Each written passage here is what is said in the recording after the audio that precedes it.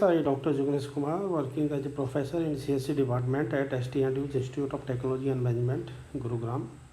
In online lecture series, today we will discuss about the topic deadlock. Deadlock in multi-programming environment, several processes may compete for a finite number of resources. A process requests the resources. If the resource is available at that time, a process enters the waiting state. Waiting process may never change its states. The resource requested are held by other waiting process. This situation is called deadlock. Means if the process कोई किसी resource के लिए request भेजती है, अगर वो resource किसी other process के थ्रू ऑलरेडी होल्ड किया हुआ है, तो वो जो करंट प्रोसेस रिक्वेस्ट की भेजी वेटिंग स्टेट में चली जाएगी और इस कंडीशन को हम क्या बोलते हैं, डेडलॉक. अब जनरल वे में we will discuss about this topic. Every process needs some resources to complete its executions. The resource is granted in the sequential order. The process requests for some resources. Here the operating system grants the resources if it is available. Otherwise let the process wait. अगर वो resource available होगा ठीक है, तो operating system दे देगा, otherwise क्या होगा, wait करती रहेगी. The process is usage it's and release on the completion. So the deadlock is a situation where each of the computer process wait for a resources which is being assigned to some another process.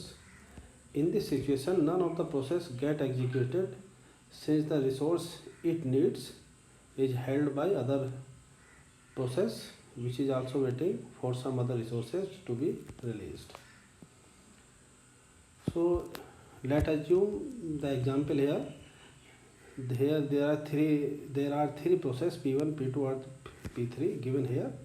P1, P2 and P3. There are three different resources: resource R1, resource R2 and R3. R1 is assigned to P1.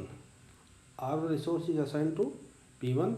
R2 is assigned to the P2 and R3 assigned to P3. Okay. After some time, process P1 demand for R1 which is used by P2. Process P1 क्या करती है, resource demand करती है R2 के लिए, जो किसके through है, ऑलरेडी P2 के थ्रू यूज हो रहा है. P1 halt its execution since it can't complete without R2. P2 also demand for P3. Here same case, P2 also demand for the R3 which is being used by the P3, जो क्या है, P3 के through already use हो रहा है. And P2 also stop its execution because it cannot continue without R3. And P3 also demand for resource R1 here, this which is being used by P1. Therefore P3 also stops its execution. So in this scenario, a cycle is being formed among these three processes. None of the process is processing and they or are waiting. The computer becomes unresponsive since all process got blocked. So what happened? We have three resources R1, R2 and R3.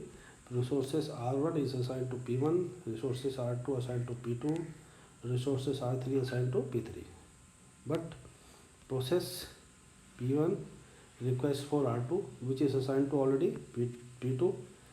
So here again P2 request for the resource R3 which is assigned to the P3, and here the process P3 request for the R1 which is already used by the P1. तो here what happen, here एक cycle is made.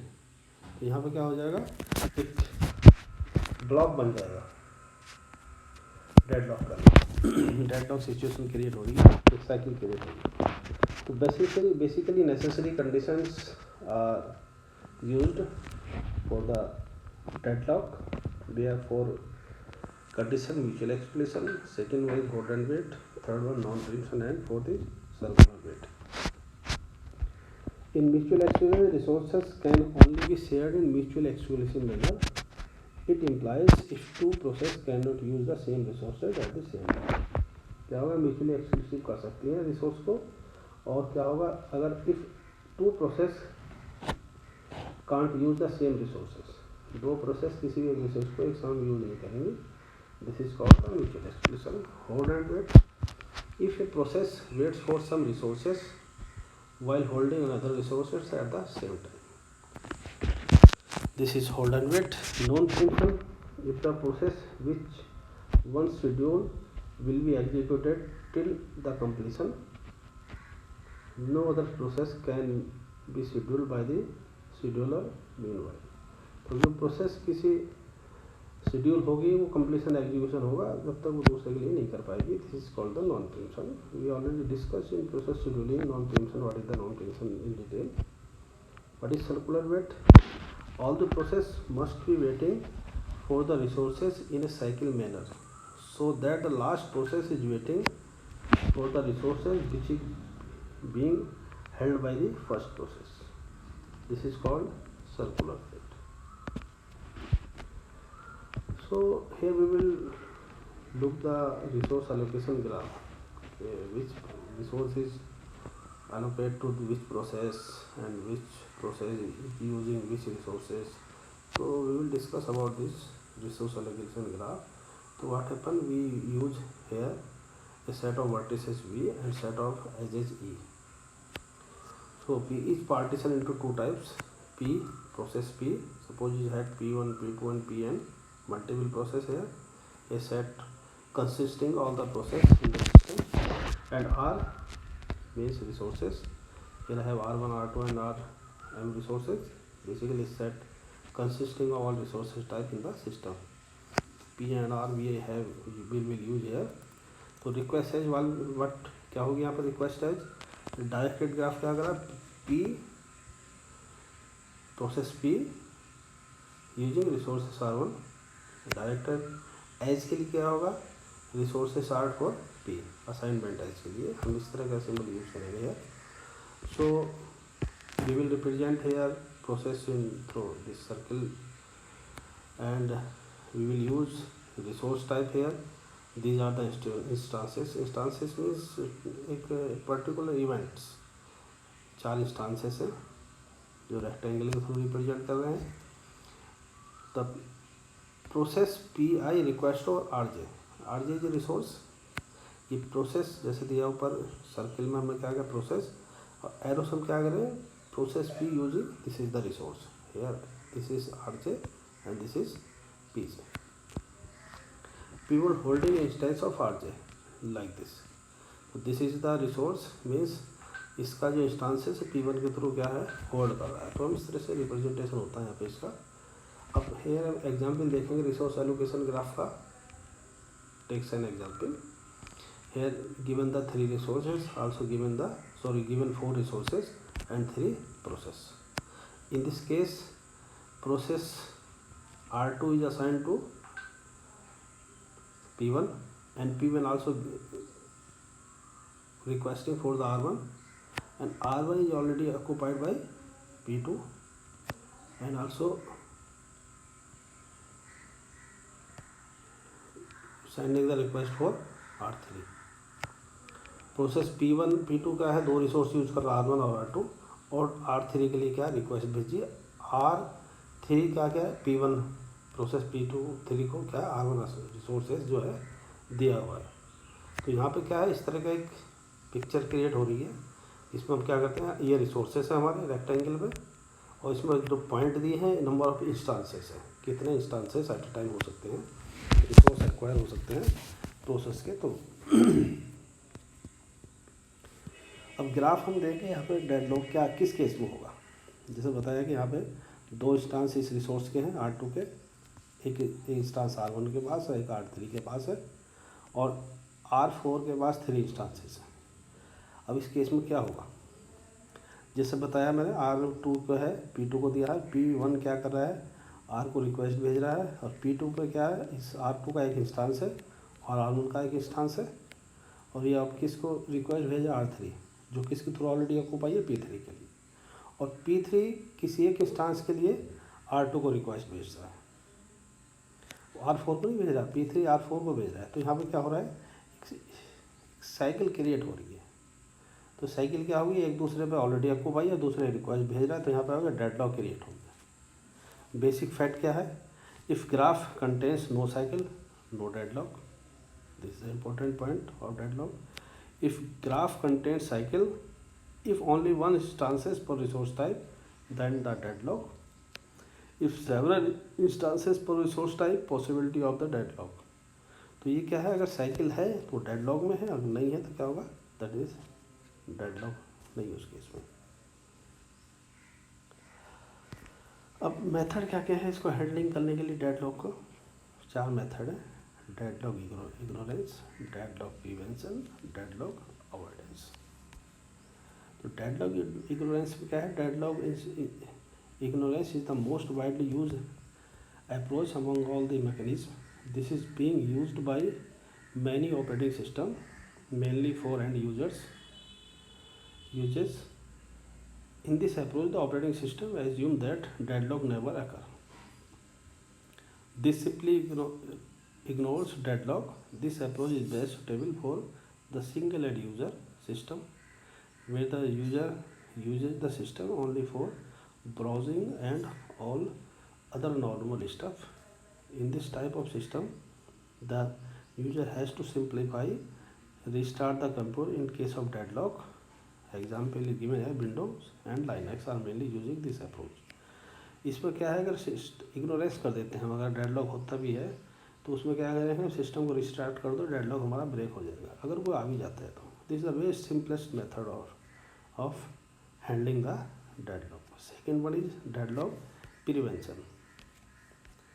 Deadlock prevention only when the mutual exclusion and hold and wait. No preemption and circular wait hold simultaneously. It is possible to violate one of the 4 conditions at any time. Then the deadlock can never occur in the system. इसमें क्या है, no preemption और circular wait hold कर जाते हैं एक साथ, उस केस में क्या है, डेडलॉक प्रिवेंट हो जाता है हमारा। The idea behind this approach is very simple, that we have to fail one of the 4 condition, but there can be big argument on its physical implementation in the system. तो इसमें क्या है, 4 condition है, मैंने बताया जैसा आपको कि डेडलॉक के लिए 4 कंडीशन नेसेसरी होनी चाहिए तभी डेडलॉक होगा। और इसमें क्या करते हैं, 2 कंडीशन अपना आप को होल्ड कर लेंगे, बाकी म्यूचुअल उसके होल्ड एंड वेट करेगा, तो उस केस में क्या होगा, प्रिवेंट हो जाएगा। Deadlock avoidance in the operating system check whether the system is in safe state और is unsafe state at every step which the operating system perform. The process continues until the system is in safe state. Once the system moves to unsafe state, the operating system has to backtrack to one step. Safe state और unsafe state 2 चलती है इसमें। अगर system unsafe state में आ रहा है तो back track कर जाएगा पीछे 1 स्टेप में, और वो क्या होगा, फिर से डेडलॉक अवॉइड कर देगा उसको। इन the operating system revives each allocation so that the allocation does not cause the deadlock in the system. इसमें इस तरह से डेडलॉक नहीं होगा। डेडलॉक प्रिवेंशन में क्या है, इस here the written the ways request can be made. Number 1 जो हमारे 4 कंडीशन है उनको क्या करेंगे, हम कोशिश करेंगे कि वो ना क्रिएट हो। तो नॉन म्यूचुअल एक्सक्लूशन, इसमें हेयर व्हाट हैपन है, not required for the shareable resources like read only files, must hold for non shareable resource. जो नॉट शेयरेबल रिसोर्स की रिक्वायरमेंट नहीं होती, नॉन शेयरेबल रिसोर्स, तो वहाँ पर म्यूचुअल एक्सक्लूशन कंडीशन नहीं होगी। होल्ड एंड वेट क्या करेगा, सो must guarantee that when ever the process request resources it does not held by any other resources. Simple फंडा है, अगर कोई रिक्वेस्ट कर रही है रिसोर्स के लिए तो वो किसी दूसरे के थ्रू, रिसोर्स के थ्रू होल्ड ना हो, किसी प्रोसेस के थ्रू वो resources. Require the process to request and allocate all its resources before it begins execution, or allow process to request the resources only when the process has not allocated to it. Third condition क्या है, non preemption. If a process that is holding some resources request another resource that cannot be immediately allocated to it, then all the other resources currently being held are released. अगर कोई process हो रहा है resource के लिए, वो currently उसको क्या ना दिया जाए जब तक कि वो रिलीज ना हो जाए, जब तक ये प्रोसेस चलती रहे इसमें. Primitive resource are added to list of resources for which the process is waiting. और circular wait, it imposes a total ordering of all resources type and require that each process request resources in an increasing order of enumeration. तो ये क्या है, हमारी deadlock को prevention करने की condition है. अगर हो रहा है तो ऐसा कर दो, दूसरी कंडीशन नहीं होगी, तो उसको हम क्या करते हैं, ये प्रिवेंशन करने के कुछ मेथड्स हैं. तो dear students, thanks for the lecture. All the best.